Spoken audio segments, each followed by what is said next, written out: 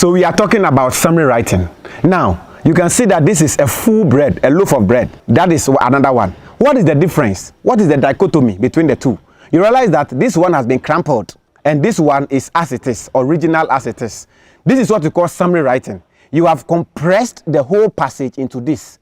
So if you are asked to write summary, this is what you are supposed to do. You are going to write the main point as small as it is. The shorter your answer, the better your chances. And the shortest your answer, the best your chance. So when you go to the exams hall and you are lifting what we call mindless lifting, obuwaha or far paragraph are not turning in a summary. No. The whole paragraph contains an idea. What idea is there? The idea is that Ken Eben knocked at my door this morning. So that is the main point, which is this. But if you are copying the whole thing like that, you are copying verbatim. You are copying copiously and you don't do well. This is summary. That is the passage. Lovely viewers, once again, we come your way with studies in English language. Our second episode has to do with summary writing. Today, we'll be looking at summary writing, one of the areas that is very important as far as English language is concerned. Summary writing is 30 marks. So if you are to write about 6 sentences, then you are going to get 5 marks for each. If it is 5, then 6 marks for each, giving you 30. Now, let's quickly zero into summary writing.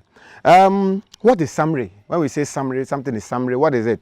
Summary writing has to do with the main point of a story, a passage, or a text. So, you will be given a passage, and then you'll be asked to write the main point of that passage, the main point of that story, the main point of that text. That is what we call summary writing. So, it has to do with sentences. So, they'll ask you, in 3 sentences, 1 for each, state the causes of poverty in Africa. In 2 sentences, 1 for each, mention the problems facing Ghana, depending on what the passage is about. So that is summary writing. What do we do as a student? Let us not forget that summary writing, the shorter your answer, the best your chance. And the shortest your answer, the best your chance. Now, if your answer is shorter, then you have a better chance. If your answer is very short, then you have what? The best chance to get good marks. So, summary writing is not about representing everything. I mean, mindless lifting, writing everything. But we are talking about what?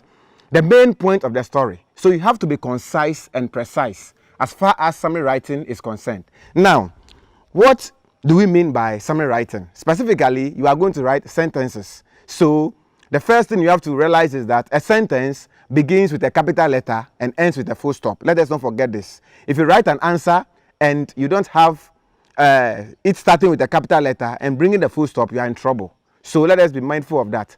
We should also not forget that a sentence has a subject and a predicate. So you have your subject, you have your verb, and then if you like, the answer from the passage. So we'll be looking at that shortly. Now, let us look at some of the clues as far as summary writing is concerned. There are some clues that a student must take into consideration as far as summary writing is concerned. One has to do with substitution or replacement.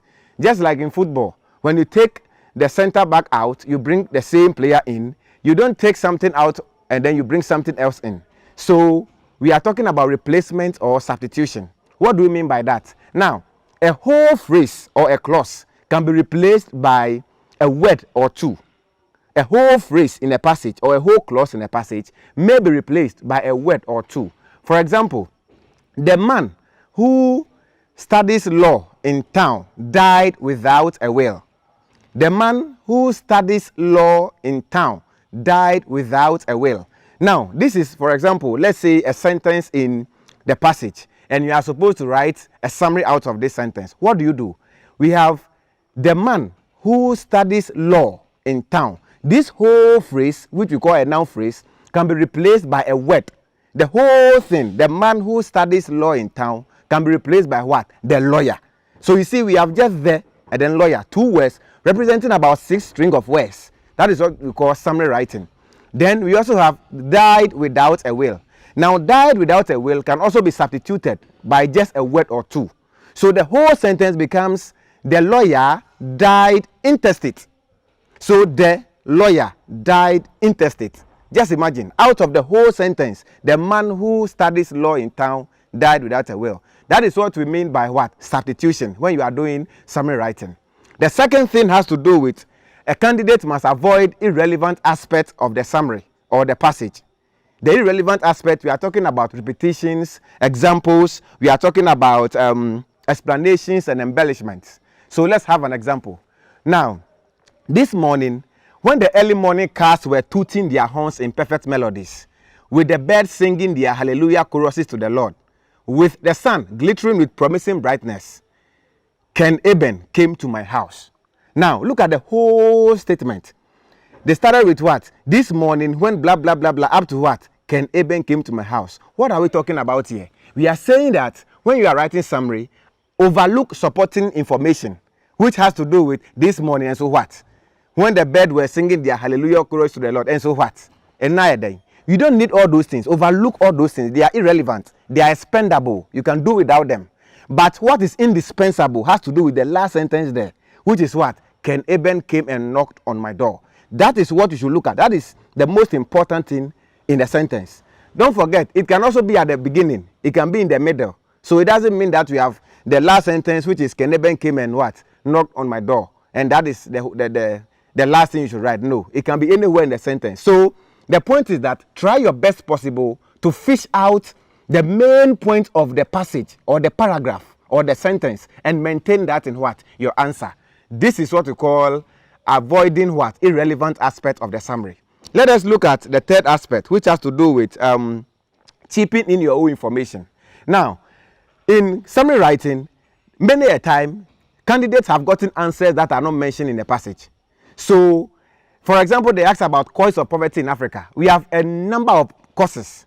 So you have some of them, for example, let's say unemployment is one, but it has not been mentioned in the passage. My brother, my sister, never write that. Even though it's correct, you are not supposed to mention it because it has not been included in the passage. So avoid chipping in your own answer. For example, when I mentioned this morning when the birds were blah, blah, blah. Now somebody will say, that, okay, if it's this morning, then at 6:30. No, you are deducting, you are paraphrasing, but don't forget that your answer must be coherent. It must have something to do with what is in the passage, not something else. So avoid chipping in your own answer. We also have the fourth point, which has to do with differences and similarities. Sometimes the examiner may ask you to differentiate between one thing and another. So they may ask you to differentiate between, let's say, hard drug and soft drug, or let's say differentiate between Ken Eben and Kofi Kankam. Now, when they ask you this, you are supposed to use words like while.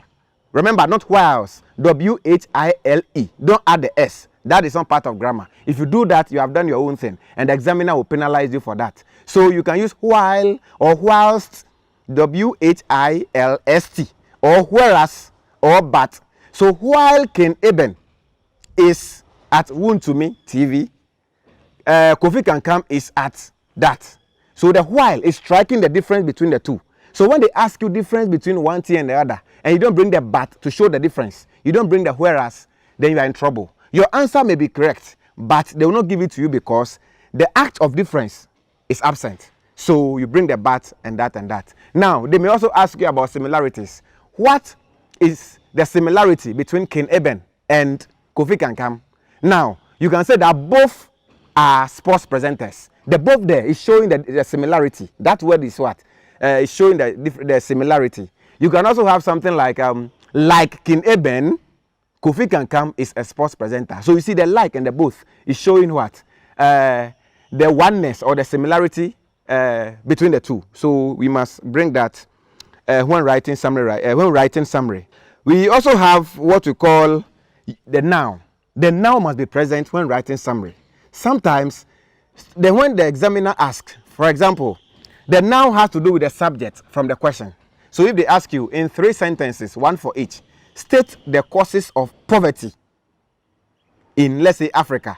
Now, the key word in the question is what? Poverty. So you can begin your answer with what? Poverty, then you bring your verb. So poverty here becomes your answer. Poverty is caused by unemployment. So you see that the poverty is from the question. Then the verb is caused. And don't forget, if you have is, then the verb that will follow must be in the past participle. Is referred, is told.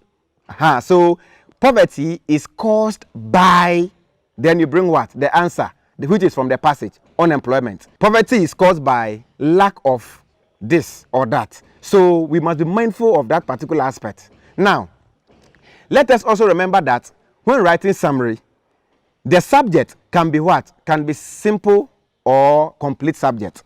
I remember in 2018, candidates were asked to write in 3 sentences, 1 for each. State the disadvantages of cooking vegetables. Now we realize that most of the students were writing a simple subject, which is what? The vegetables alone.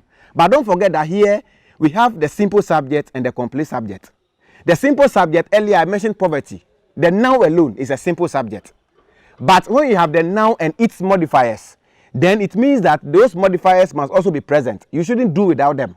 So in this statement, for example, in 3 sentences, 1 for each, state the disadvantages of cooking vegetables. Now the candidates were writing vegetables, blah, blah, blah, blah. You are in trouble. Why? Because the cooking there is an adjective. It must be added. It must be conglomerated with what?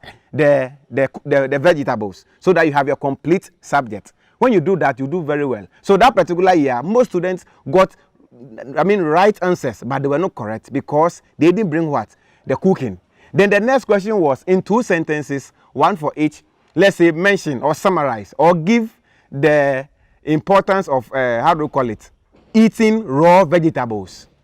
Importance of eating raw vegetables. So the candidates are writing vegetables are vegetables something. You are in trouble because here it is not the vegetables alone. They said what? Eating raw vegetables. So your answer should begin with what? Eating raw vegetables is, then you bring your answer. So be mindful of the subject. Is it complete subject or is it a simple subject? So that you respond appropriately. That is what we mean by what? Summary writing. Let us not forget that we are saying summary writing, the shorter your answer, the best your chance. Let's give, for example, a passage. John calls Alice, but Alice refused to respond. John would not take this lightly. How dare her to look down upon me? Imagine that you were in a company and somebody has been placed over and above you. Even though you are better than that colleague, you will naturally be peeved and rant to the embarrassment of company. If they are looking for people who will not mind, they should not dare you. Why should someone be placed above you? Now, they may ask you in 1 sentence, summarize the cause of anger. Or in 1 sentence, state the cause of anger. Now, we have anger here because if you look at the passage, they are talking about someone who called Alice and Alice didn't respond. And in the company too, somebody has been placed over and above him. Now, in 1 sentence, state the cause of anger. Now, you remember that in the question, the key word there is anger. So you begin your answer with anger, which is your subject, the noun. So anger is caused by cheating. Anger is caused by, then this. Anger is caused by unfair treatment. Anger is caused by. So when you do this, you have written summary. That is the main point of what? The whole passage that I have quoted to you. That is what we call summary writing. So, students, I believe that from today forward, and as far as the English language is concerned, Wasi, you do very well while you look at this very video. Subscribe, watch, make comments so that we bring you more videos. Ken Eben TV on YouTube and other social media platforms. Thank you for your perusal.